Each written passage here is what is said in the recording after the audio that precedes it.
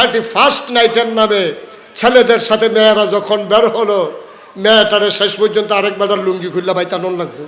কারণ 31st নাইটে রাত্রে 12টার পরে টিএসসির সামনে ওই হায়নার পশুদের মতো মানুষগুলোর সামনে মেয়েরা যখন অবাধভাবে মিশতে গেছে, মেয়েরা স্বাধীনতার প্রকাশ ঘটাইতে গেছে, ছেলেরা তাদের উপরে হায়নার মতো ঝাঁপিয়ে পড়েছে। তারা বুদ্ধি দিছে, কয় বেরিয়ে তোমরা কি এত বোকা হইছো? আগিলা দিন আছে আর বেড়াইতে সারাদিন ঘুরতে পারবো, তুমি খালি ঘরে বইয়ে থাকবা। এবারও যাবো, তুমিও যাবে, এবার যাবো মসজিদে, তুমি যাবে মার্কেটও। এই বেডিরে ফার্ম দিছে, বেডিরে ফার্মে ধরছে। এই যে কি ফার্মটা যে দিছে, শিয়ালে মুরগি রেছে, এই কথা তো একটা মনে পড়ছে, ওই শিয়ালে ফার্ম দিছে মুরগিরে। মুরগির আরে শিয়াল কইতাছে, এই আমরা দি সারা রাত রাস্তায় রাস্তায় ঘুরি, তোরা গিয়ে আতালো ডুহস কীর্তি, তোরাও রাস্তায় রাস্তায় ঘুরবি। তো মুরগিরা চিন্তা করলো, কথা তো ঠিক, শিয়াল যদি রাস্তায় রাস্তায় ঘুরতে পারে তা আমরা পারি না।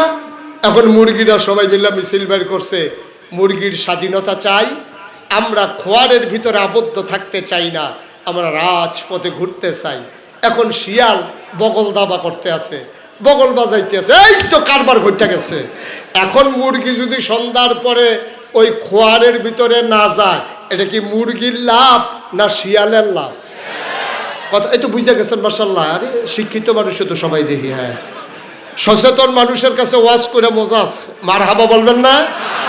তো শিয়ালে বুদ্ধি দিছে মুরগিরে, তো সময় তোমরা জীবনও ঘরের ভিতরে ঢুকবা না, সবসময় বাইরে বাইরে ঘুরবা। তো মুরগি তো মনে করছে আমার পক্ষে, এটা কি আসলে পক্ষে না বিপক্ষে? তো মুরগির স্বাধীনতার স্বাদ পাইয়া মিছিল যখন বাইর করছে, এখন শিয়াল সব মুসকি মুসকি হাসে। এখন আর আতাল ভাঙ্গা, তালা ভাঙ্গা, ফিডা খাইয়া তারপরে মুরগি ধরা লাগবে না। মুরগি তো আইয়া ডাকতে আসেন, আমারে ধরেন।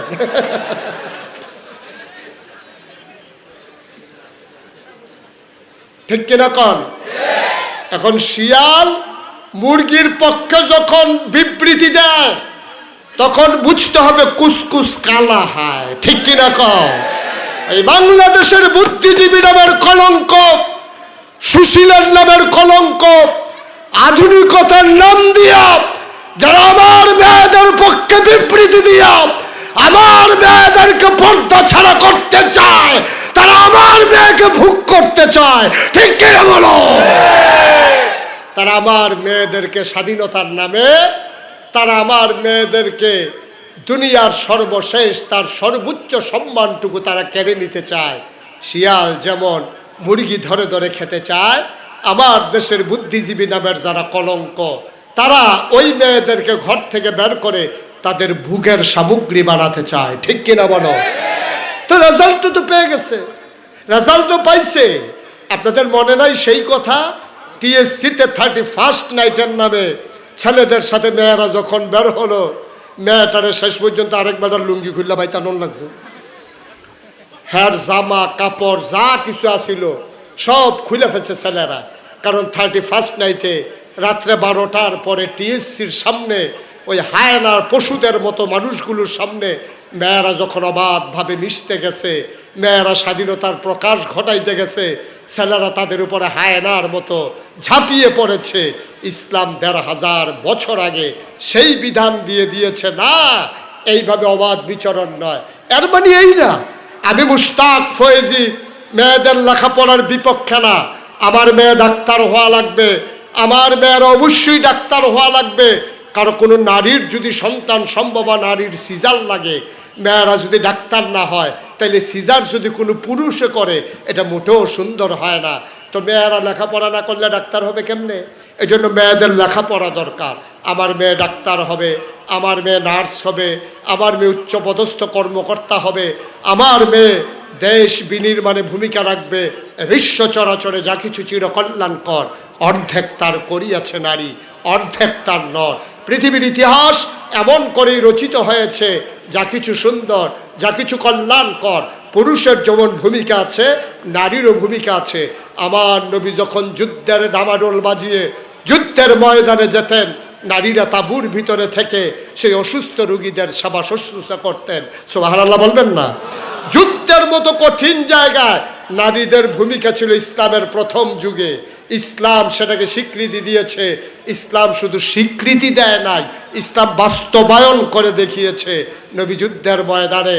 আর মহিলাদেরকে, মহিলা যোদ্ধা যারা, তাদেরকে লাগিয়ে দেওয়া হলো ওই অসুস্থ রোগীদের সেবা করার জন্যে। কোনো জায়গায় মেয়েদেরকে পিছিয়ে রাখার সুযোগ নাই, কিন্তু এর মানে এই না মেয়ে স্বাধীনতার নামে মেয়েদেরকে উলঙ্গ করে, অর্ধ উলঙ্গ করে ওই হায়নার মতো পশুদের সামনে ছেড়ে দেওয়ার পক্ষে আমরা না। ঠিক কিনা বলেন? তোমার মন চাইবে অবাধ ফ্রি মিক্সিং করবা, এটা ইসলাম সমর্থন করে না। তার জন্যই আজকে তাহাজিবুল উম্মাহ পরিবার আমার মেয়েদেরকে যেন সুশীল বানানো যায়, ভদ্র বানানো যায়, আমার মেয়েরা যেন পর্দায় অভ্যস্ত হয়, সেই জন্য তারা মহিলা শাখা খুলে সেখানেও মেয়েদেরকে হাফেজা আলেমা বানানোর জন্যে শুভ সূচনা করে পরিকল্পনা মাফিক তাদের পথ চলা শুরু করে দিয়েছে। আমরা তাদের সকল ভালো কাজগুলো, যে কাজগুলো তারা আঞ্জাম দিচ্ছে, আমরা তাদের সকল ভালো কাজগুলোর সাথে আমরা একসাথে আছি, একীভূত আছি ইনশাআল্লাহ। ঠিক কিনা বলেন? কথা বলেন ঠিক কিনা? তো সেই কথাগুলো বলছিলাম, ওই নারীর লেখাপড়ার আমি বিপক্ষে না, আমি পক্ষে। আমার নারী কলেজে পড়বে, ইউনিভার্সিটিতে পড়বে, মেডিকেলে পড়বে, তবে আমার মেয়ে পড়বে পর্দার ভিতরে থেকে। ঠিক কিনা বলেন? বেপর্দায় না পর্দায়? কথা কেনা, বেপর্দায় না পর্দায়? আমার মেয়ে পড়বে পর্দার ভিতরে থেকে। মুসলমান, খেয়াল করে দেখো আল্লাহ কিভাবে সামঞ্জস্যশীল করেছেন, কেমন করে চেক অ্যান্ড ব্যালেন্স করেছেন, এই পৃথিবীটাকে কেমন করে স্থিতিশীল করে দিয়েছেন। সুবহানাল্লাহ বলবেন না? জোরে বলেন সুবহানাল্লাহ। আল্লাহ তাবারক ওয়া তাআলা অনেক সুন্দর করে এই ধরনীকে সাজিয়েছেন। মেয়েদেরকে মেয়েদের জায়গায়, আয় ছেলেরা,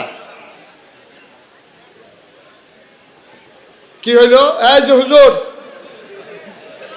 ও না উনি বাইতে এমনি ঘুমায়, এক রুমও ঘুমায় না, লাইরা লাইরা ঘুমায়, মাহফিল এমনি লাইরা লাইরা হুনে, হ্যাঁ কতক্ষণ, হ্যাঁ কতক্ষণ। আপনি উঠছেন কিতে? হ্যাঁ, সবাই বসেন, নড়াচড়া করে আমিন কর, জোরে কর। পরীক্ষা শুরু হয়েছে না, হন উনি কাফা শুরু করছে। কত তো একটা মনে পড়ছে কইলিতা, এক ফলায় যে পরীক্ষা দিতে গেছে, পরীক্ষা দিতে গিয়া পরীক্ষার আগে দিয়াতে এই ক্লাসরুমও টুলো বই বইয়ে কাঁপতে আছে। তো ফ্লোর হইল ফাঁকা আর টুল হইল কাঠের। এই কাঠের টুল ফ্লোরের ভিতরে ঘষা খেলে দেখবেন ঠোঁটঠড়ি আওয়াজ হয়। তো হাতে যেমন কাফে আওয়াজ হইলে হেডমাস্টার স্যারে ক্লাসরুমও গেছে, গিয়ে সেটা দেখে যেমন কাঁপতে আছে, তার টুলটা বেড়াইয়া কাঁপতে আছে। স্যারে কই তুমি কাঁপো কেন? কয় স্যার কাঁপি না স্যার। করে দেখি তোমার কাফার আওয়াজ হইলে আমি আইলাম। কই যে না স্যার। করে দেখি ওহনো তুমি কাঁপতে আসো। কই স্যার ওহনো কাঁপতে আসি নাকি? এই কথা কইয়াতে কাফা থামানের লেগা সামনের বেঞ্চের ভিতরে হাত দিয়া বসছে, যে দেখি কাফাটা নি থামে। ওহন বউন্ডাটাও কাফে, ধরুন্ডাটাও কাফে, মানে কাফা আরও বাড়ছে। তা স্যারে কয় যে আরে তুমি এমনি কাঁপতেছো কেন? কয় স্যার কাফি না তো স্যার। কারে আমি দেখি তুমি কাফো। কয় স্যার কাফার কি দেখছেন?